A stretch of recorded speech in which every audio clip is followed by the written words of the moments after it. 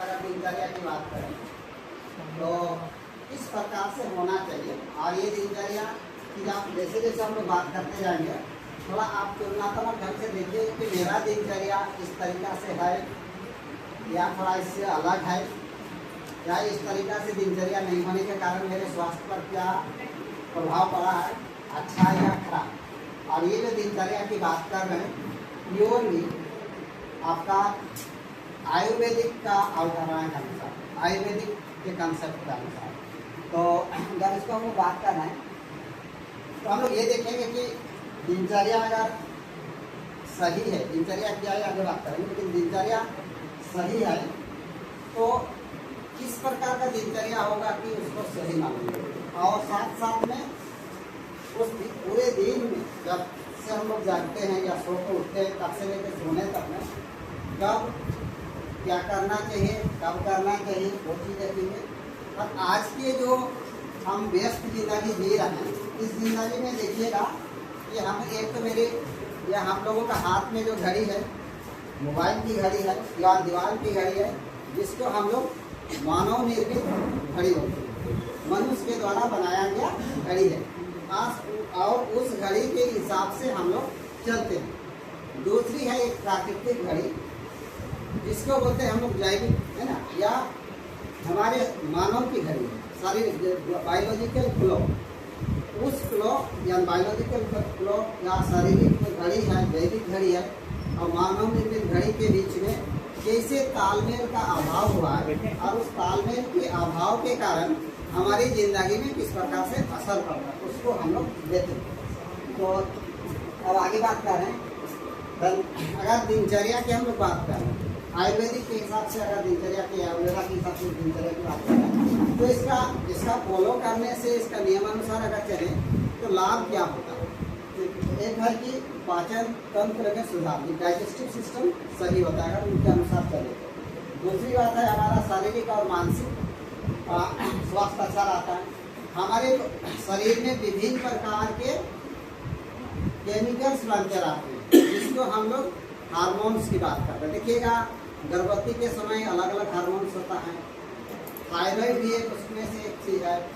बहुत सारे लोग होते हैं हम तो खाना बहुत कम खाते हैं, खाते भी नहीं हैं, फिर भी हम इतना मोटा क्यों हैं, उसका क्या कारण है।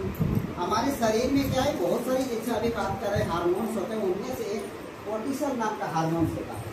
तो कोर्टिसोल नाम का हार्मोन जब हमारा शरीर में बनता है, हम कम भी खाना खाएं तो भी मोटापा बढ़ता है। और उसका कारण क्या होता है, हम अपने ज़िंदगी में स्ट्रेस, तनाव भरी ज़िंदगी जब जीते हैं तब वो कोर्टिसोल नाम का हार्मोन बनता है, जिसके कारण हमारा शरीर में क्या होता है, वो चर्बी का रूप धारण करता है। तो वो चीज़ें आती है। इसके बाद अगर हम दिनचर्या सही ढंग से रखें तो नींद अच्छी आती है।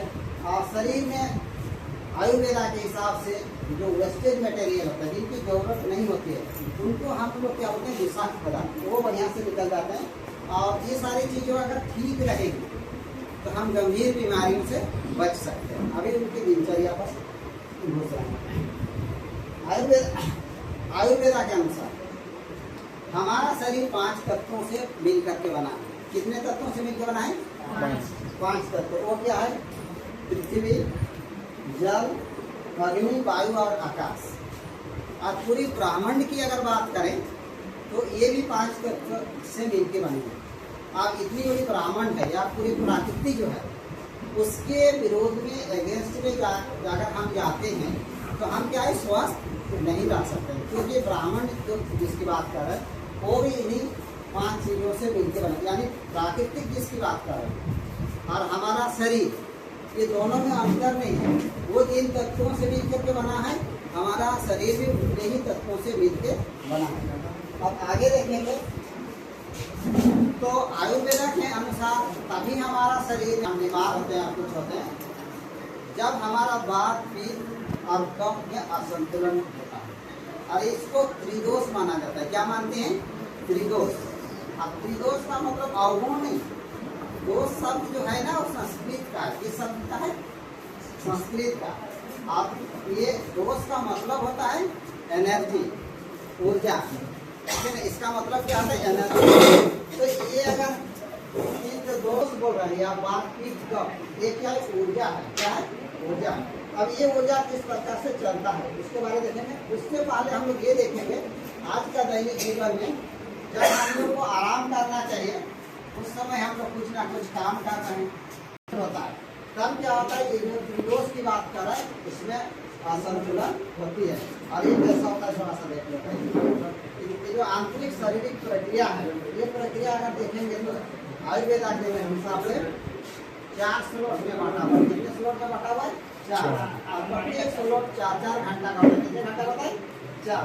तो इसमें देखिएगा 6 बजे से लेकर सुबह 10 बजे तक का एक स्लॉट है, फिर 10 रात का दिन का 10 बजे से 2 बजे, फिर सुबह का शाम 2 बजे से 6 बजे।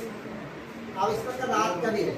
अभी अगर मान लेते हैं इसमें हम लोग पहला स्लॉट का ही बात करें 6 से 10 बजे की बात है सुबह तक, तो उस समय क्या है कि क्या करना चाहिए?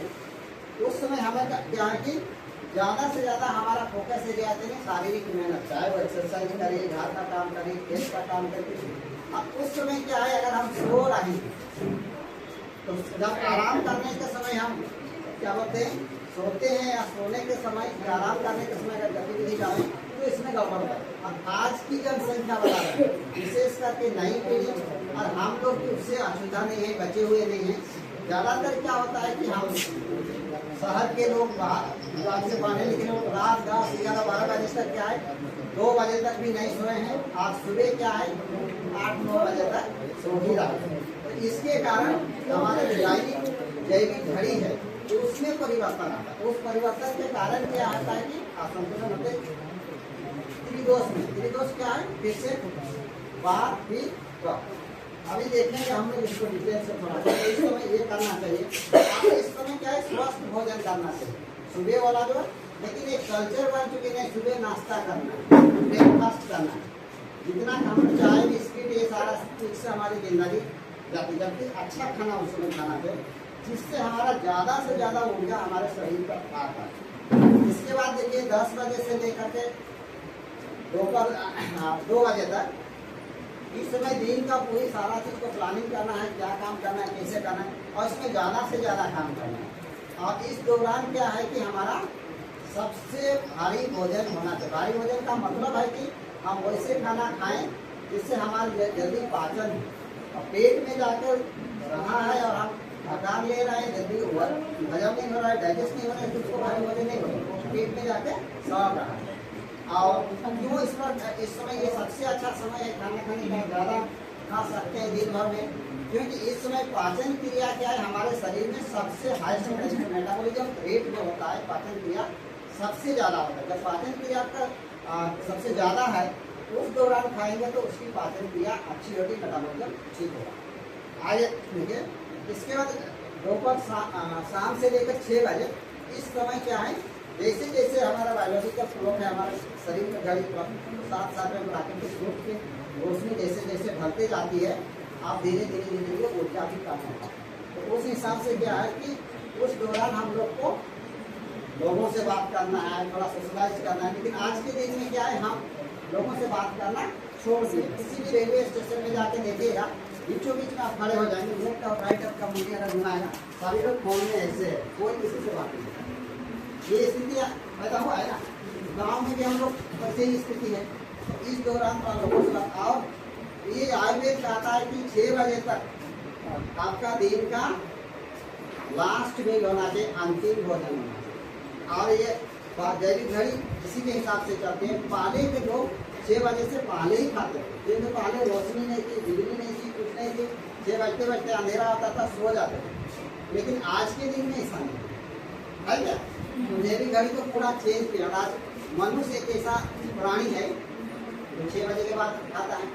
चूहा एक है ऐसे, घोड़ी से रात को खाता है, उल्लू एक है।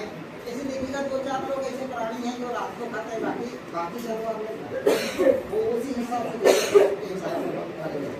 इसके बाद क्या है शाम 6 बजे से 10 बजे तक, 6 बजे से पहले आप खाना खाए, वो आपका ज़्यादातर क्या है कि शरीर में पाचन क्रिया के माध्यम से 3-4 घंटा के माध्यम से मैक्सिमम पाचन क्रिया का हो गई।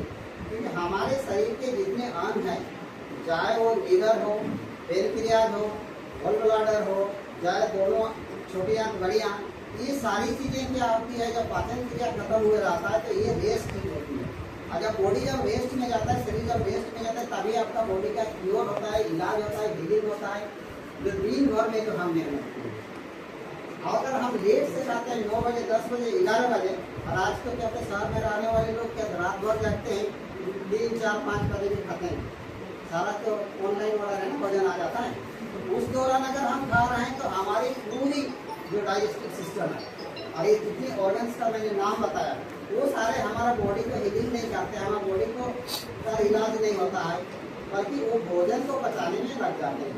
तो उस दौरान क्या बोलते हैं ये, तो इससे क्या होता है, आप धीरे धीरे शांत करते हैं, सोने का तैयारी करते हैं, पूरे गहरी नींद में सोते हैं। 10 बजे से लेकर के 2 बजे तक अगर गहरी नींद में सोते हैं तो क्या होता है कि आपकी स्वास्थ्य अच्छी लगती है। बड़ी बड़ी कंपनी का CEO लोगों को, कई लोगों का 40 से 45 साल में हार्ट अटैक हुआ है। तो वर्ल्ड का ग्रुप्स ऑफ डॉक्टर्स ने उस पर रिसर्च किया कि सारी सुविधा रहते हुए क्या है कि क्यों इनका हार्ट अटैक हो रहा है। तो ये फाइंडिंग्स आया था, रिसर्च रिसर्च हुआ था। जल्दी सोना, जल्दी उठना स्वास्थ्य के लिए लाभदायक है, कहाँ तक साइंटिफिक है, कहाँ तक वैज्ञानिक है, इसको लेकर रिसर्च किया गया था। तब ज़्यादातर वो CEO लोग को सारी सुविधा थी, लेकिन क्या है वो लोग कभी 12 बजे सोता था, कभी 1 बजे सोता था, कभी 2 बजे सोता था, उसकी डाइजेशन प्रोसेस में बहुत ही अब जिसके कारण हार्ट अटैक 300 से 400 गुना बढ़ जाता है। ये साइंटिफिकली प्रूव किया गया। अब हम आगे देखेंगे। इसके बाद आप 10 बजे से 2 बजे तक में आपका बॉडी का पूरा डिटॉक्स होता है, यानी जितने भी टॉक्सिन होता है वो सारे चीज उस हिसाब से जाता है। गहरी नींद में सोते हैं, आपका पाचन क्रिया अच्छी होती है। और इसके बाद क्या होता है, जितने हमारे भोजन करते हैं वो चीज़ें क्या होता है आपका एनर्जी में बढ़ाता है, मतलब ऊर्जा में बढ़ाता है। इसलिए हम 10 बजे तक सो जाते हैं, 2 बजे तक गहरी नींद में सोते हैं। 2 बजे तक के बाद अगर हल्की फुल्की नींद आती है तो भी परेशान नहीं होता, अगर हम 10 बजे आसपास अगर सोए हैं तो ये जैविक घड़ी। इसके बाद फिर आपका 2 बजे से लेकर 6 बजे तक है, हल्की फुल्की नींद आएगी, छोटी मोटी आवाज़ आएगी तो जग जाते हैं, है ना। उसमें फिर वॉक करिए, जाइए, एक्सरसाइज करिए, मेडिटेशन करिए, यानी शांत रहिए। इस प्रकार की जैविक घड़ी सेट है। आज के दिन में मानव निर्मित घड़ी के साथ क्या होते हैं, काम नहीं ज़्यादातर तो वही थोड़ा सा प्रोग्राम नहीं हुआ, करना चाह रहा था। क्या चीज़ इससे दे सकते